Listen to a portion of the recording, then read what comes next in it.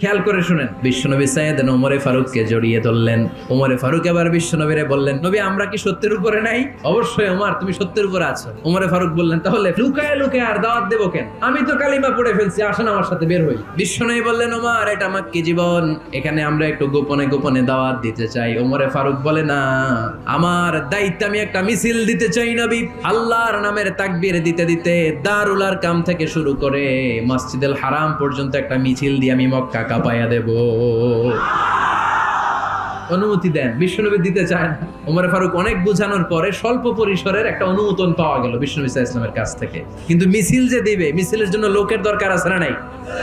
এখানে লোক নাই, আমি একাই মিছিল দিতেছি, এটা জমবে? মিছিল জমবে?